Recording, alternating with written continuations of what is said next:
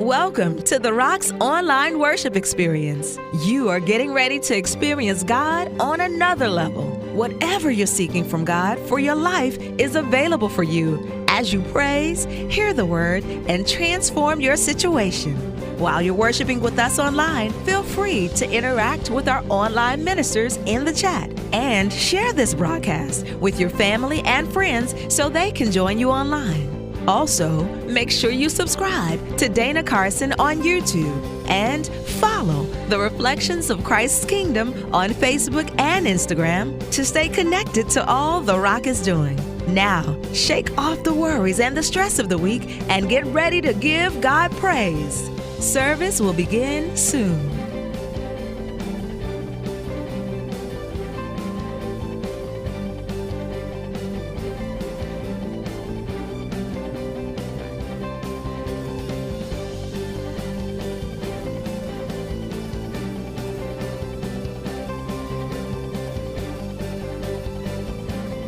Jesus was faced with the question of why he and his disciples were not fasting when it was a part of the religious culture of the Jews, and even John, who they could not stand, but they raised the question. They say even John's disciples fast. It's like, why are your disciples not fasting?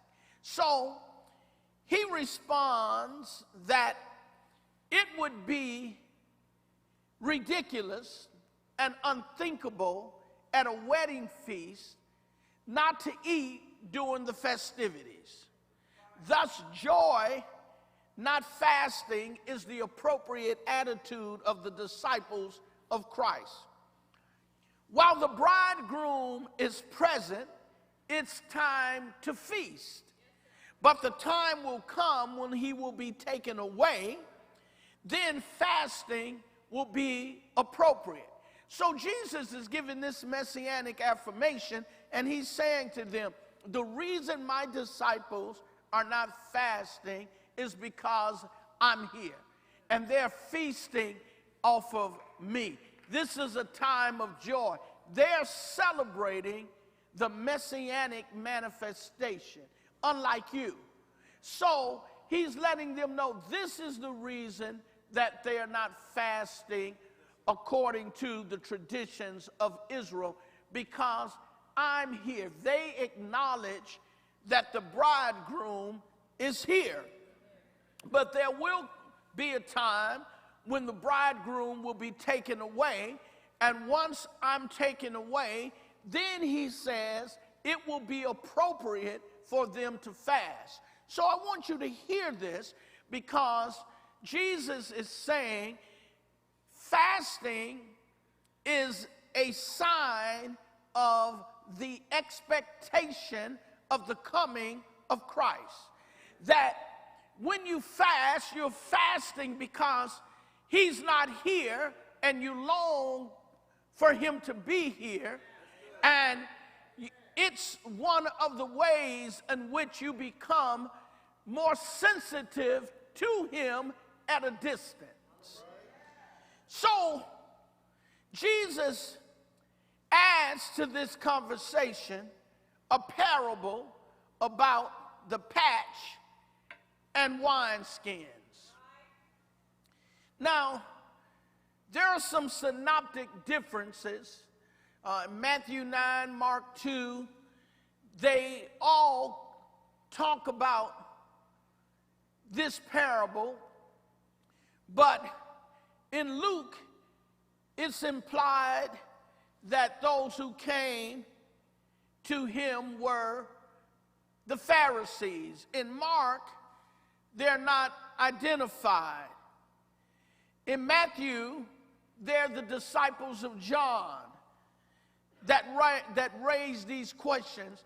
Why is it that you and your disciples do not fast? So we know that possibly all of these groups of people were present when this questioning went on. And Jesus relates the old to the traditional views and practices of Judaism that were contrived by the Jewish rabbis. So Jesus states this in the parable, that no one puts a new patch on an old garment. The new makes a tear, and also the new does not match the old. Now, Jesus is talking about his revolutionary movement. He's talking about coming in with what God is doing, not what God was doing. And so Jesus is saying now in this parable, your problem with the way we fast and the way we do things is that you're stuck on the old way of thinking. You know, there are many people in church today. There are things that you did when you grew up in church, and unless you see those things practiced today, you don't feel like it's a valid religious experience. You don't feel like it's a valid spiritual experience. There's some people, they'll say, man, where's the Dr. Watts? Man, where's the deacon's devotional? Where is, I love the Lord, he heard my cry. Where is that? See, look at, see, you ready to pick back up the old just that quick, see?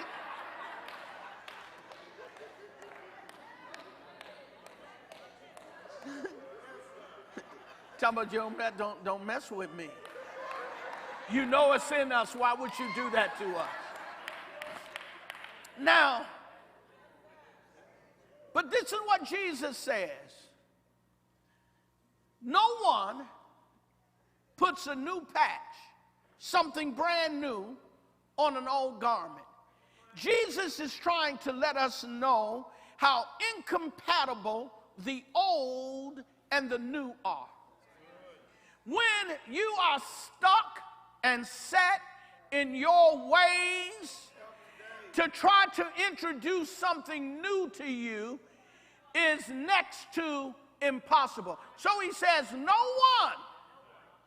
Look to your neighbor and say, no one. So you may try, but he says, no one puts a new patch on an old garment. The new makes a tear.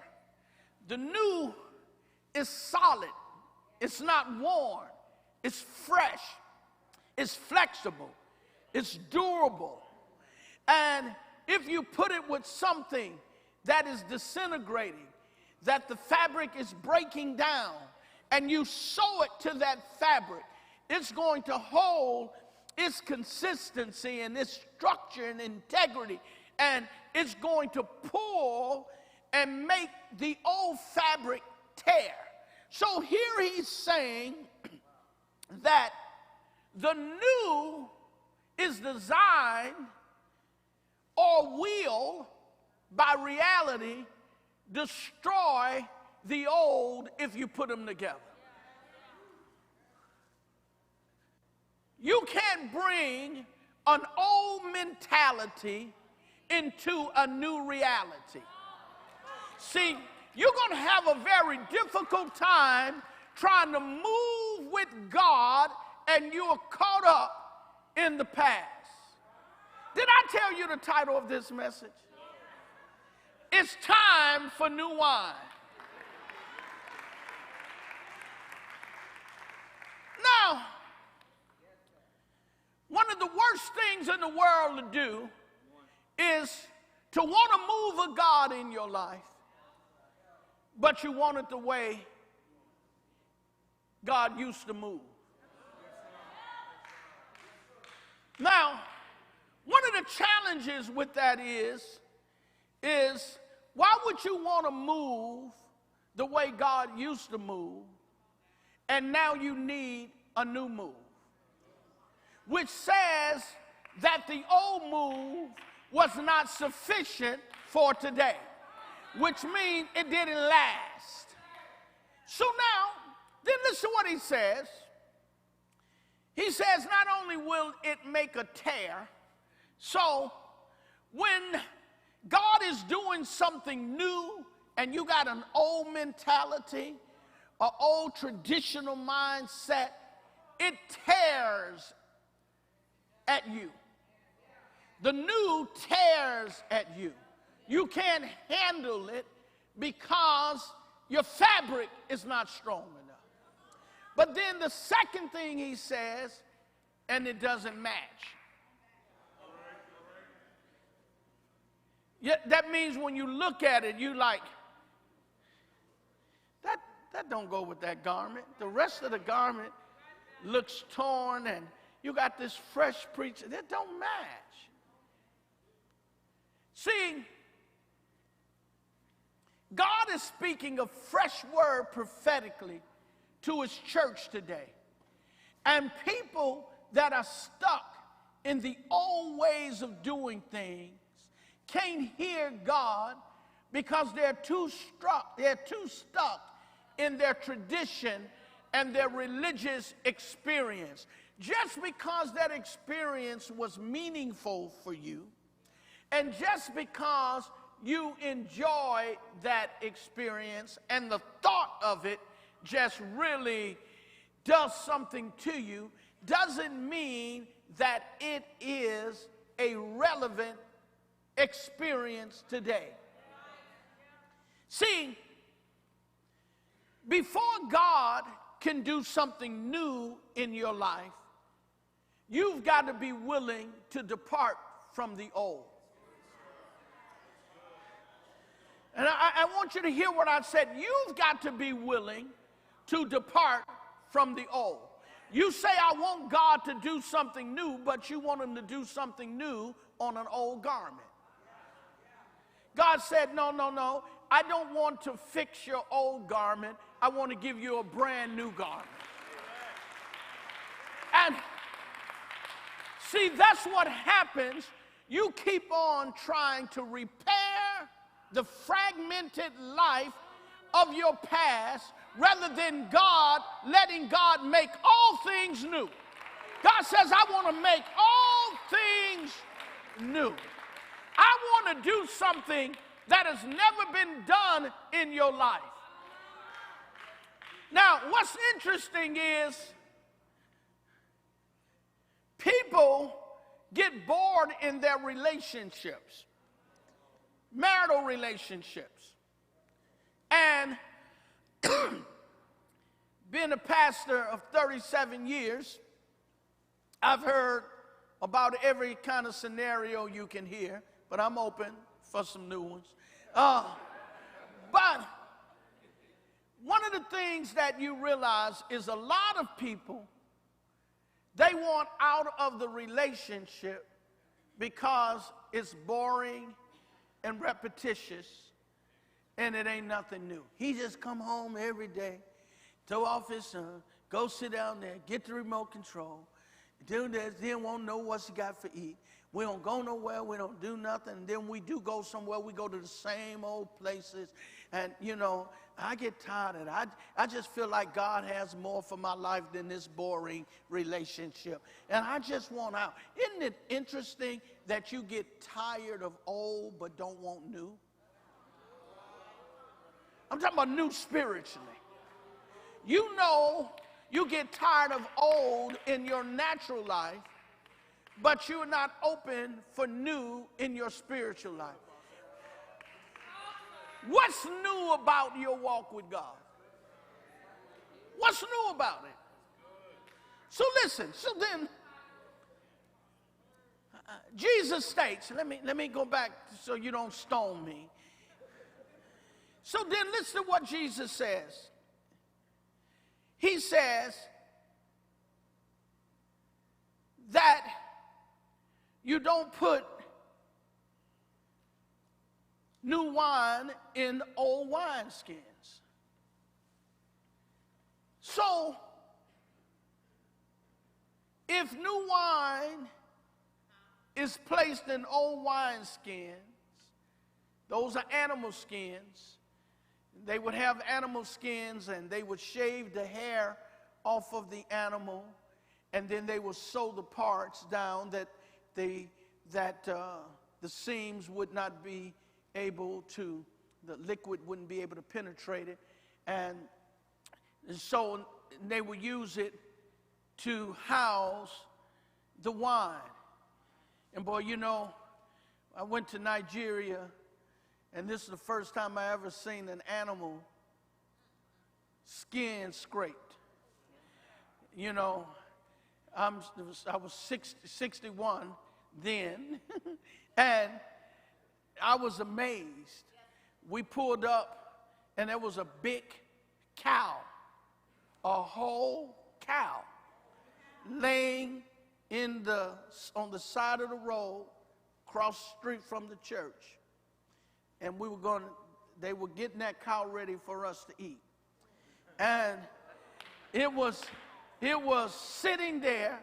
It was just laying like this.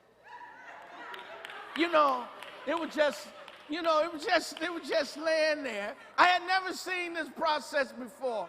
You know, Pittman and some of the others said they saw that kind of stuff before, but I'm from Chicago. I ain't never seen nothing like that. So I was amazed. I was taking pictures and all kind of stuff, and I was in church, and I was wondering, I wonder what they doing to it now. I wanted to go back out and look so bad to see, but they had scrapers, and they were scraping they were just scraping all of the hair off of the cow, and then they would cut it up, and then they would cook it, and my team would eat it because I was very, very nauseous.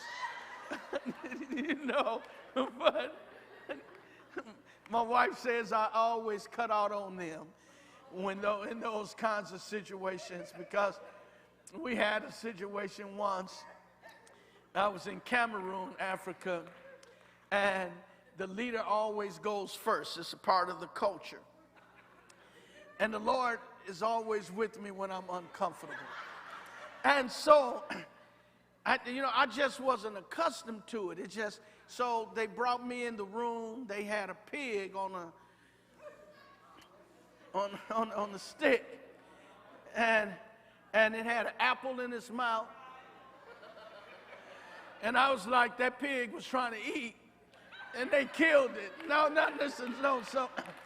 But it had an apple in its mouth, and I was supposed to be the first to carve it and eat.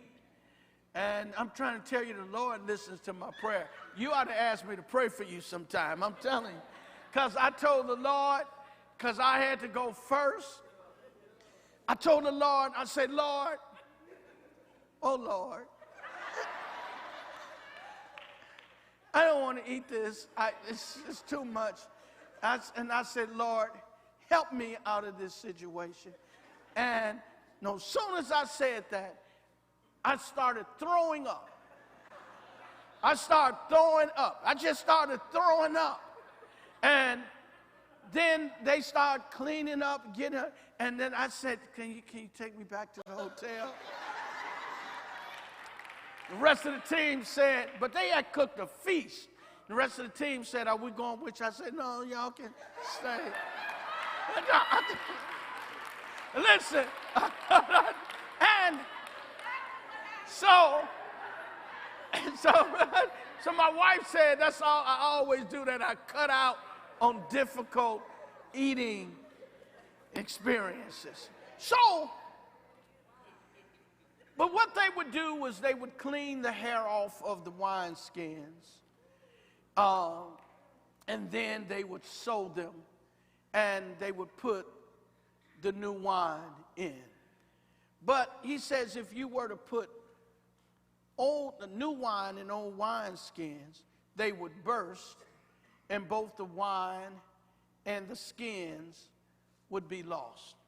So the fermentation releases gas, and if it's new wineskin, the elasticity allows it to expand, and so it can contain it. But old wineskins, they've already been expanded as far as they can be expanded. So when you put the wine, the new wine, and the fermentation process takes place and the gases are released, the pressure then will burst the wineskins. So Jesus said, wine is a metaphor for the Holy Spirit. Jesus and the wineskin is a metaphor for you and I, people, the human heart, the human life. He said, if you put fresh wine in old wineskins, it will explode. This is why sometimes when the preaching of the gospel is taking place, there are people sitting in and they can't take it. It's just like, this don't make no sense. I'm really not into this. They got to leave because they're about to explode. Because it's too much new wine being poured into them, and in their old wineskins, the only thing that is needed for them is just go to church. All I need to do is go there. Mama told me, whatever you do, go to church. I'm in church. Mama didn't tell me whatever you do, learn the Bible and live by it. And so now you're trying to pour something dynamic in my life. You're trying to pour something that puts pressure on the inside and stretches me. I don't want to be stretched. I've been stretched out. I was raised in church. I went to church my whole life. Well, you could have gone to church your whole life and never got wine poured in you. Just because you went to church doesn't mean you got wine poured into you. Because if you ever got some fine wine poured into you, it would cause the elasticity of your life to stretch. And it would make you bigger than what you were when the wine was poured in you. God is trying to put something in you to maximize you. If you are in need of prayer or someone to talk to, our online ministers are available just for you right now in the chat. We invite you to join us again for one of our powerful worship experiences that happen every week. Sundays at 8 a.m. for our worship experience at our Alvin campus.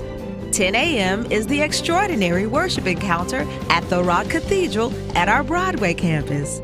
Then Sundays at 6 p.m. on our Edgebrook campus is our Miracles, Signs, and Wonders service, where you can receive the miracle and breakthrough you've been looking for. You can also join us during the week on Wednesdays at 7 p.m. at our Edgebrook campus, where we are understanding the Bible with Dr. Dana Carson, and you get your biblical questions answered. We look forward to connecting with you. We ask that you subscribe to Dana Carson on YouTube and follow the Reflections of Christ's Kingdom on Facebook and Instagram to stay connected to all the Rock is doing. You can also get connected with us on our website, therockwoi.com. Again, thank you for worshiping with us. Be blessed.